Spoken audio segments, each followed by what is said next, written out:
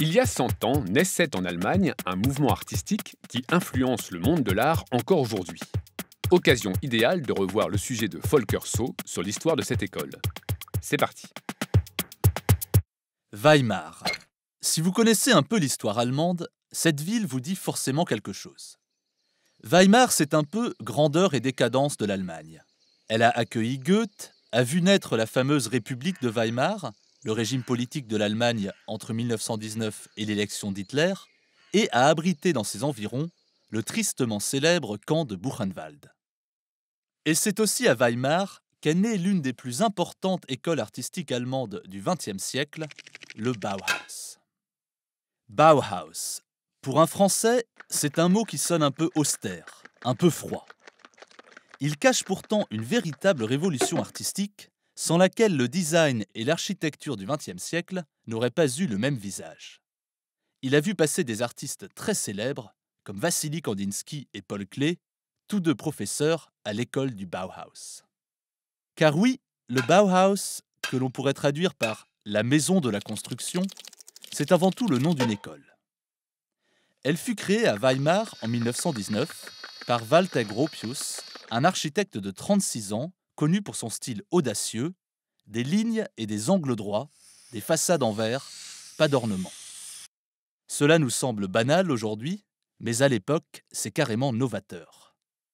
Nommé directeur des deux écoles d'art de Weimar, l'école des arts appliqués et l'école des beaux-arts, Gropius décide de les faire fusionner pour créer le Staatliches Bauhaus zu Weimar, que l'on appellera Bauhaus. La grande idée du Bauhaus, c'est de ne plus faire de distinction entre les beaux-arts, c'est-à-dire l'art pour l'art, et les arts appliqués, c'est-à-dire l'art pour les objets. C'est une philosophie qui était déjà en germe au XIXe siècle, avec des mouvements comme Arts and Crafts en Angleterre ou encore l'Art nouveau. Au Bauhaus, on apprend donc à créer des objets à la fois esthétiques, fonctionnels et innovants, destinés à une production en série pour que l'art puisse entrer dans la vie quotidienne.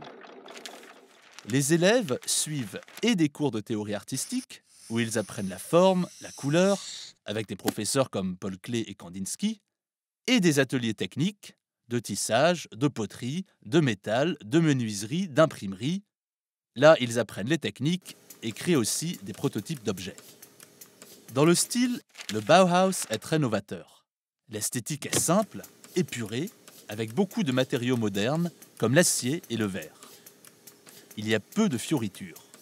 On est dans la lignée des courants d'avant-garde de l'époque, notamment l'art abstrait géométrique, les toiles de Piet Mondrian ou le constructivisme russe. Regardez par exemple cette lampe de 1924, ou encore la chaise Wassily de Marcel Breuer en 1922. C'est la première chaise en tube d'acier jamais imaginée. La grande affaire du Bauhaus, toutefois, la discipline ultime, c'est l'architecture. D'ailleurs, tous les directeurs de l'école du Bauhaus étaient architectes.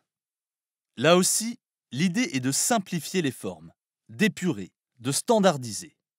Pour avoir une idée de l'architecture Bauhaus, regardez par exemple le Haus am Horn, construit à Weimar en 1923. Le but était de faire quelque chose de confortable, d'économique et de fonctionnel. À l'époque, vous imaginez le choc. Regardez aussi ces bâtiments de l'école, à Dessau. Vous remarquez l'importance des grandes ouvertures vitrées? C'est l'une des caractéristiques de l'architecture Bauhaus.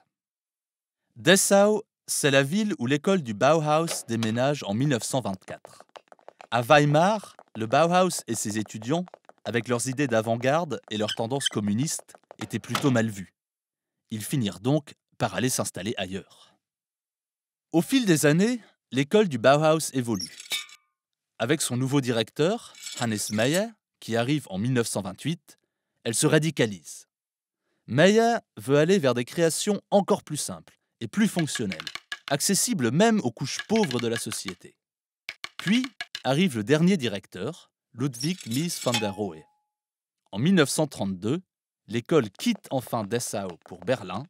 Elle ferme un an plus tard, quand les nazis prennent le pouvoir. L'école du Bauhaus est morte, mais pas son esprit. Beaucoup d'étudiants et de professeurs fuient l'Allemagne pendant le nazisme et propagent leurs idées dans le monde entier. Ainsi, la plus grande concentration de bâtiments Bauhaus au monde se trouve à Tel Aviv. Bien d'autres partent vers les États-Unis.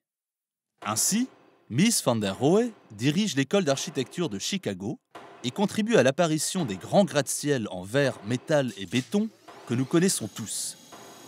C'est lui qui dessine dans les années 1950 le Seagram Building de New York. Walter Gropius, premier directeur, on se le rappelle, se retrouve à la tête de l'école de design d'Harvard. Quant à Laszlo Moholy-Nagy, l'un des célèbres enseignants de l'école, il fonde à Chicago le New Bauhaus. L'influence du Bauhaus a été déterminante pour l'architecture. Il l'a introduite dans la modernité, quitte à l'amener parfois vers ce côté froid et inhumain qu'on lui a reproché. Il a imposé de nouveaux matériaux. Il a aussi développé l'idée qu'un objet pouvait être à la fois simple, esthétique, fonctionnel et accessible au plus grand nombre. C'est l'idée du design, aujourd'hui omniprésente.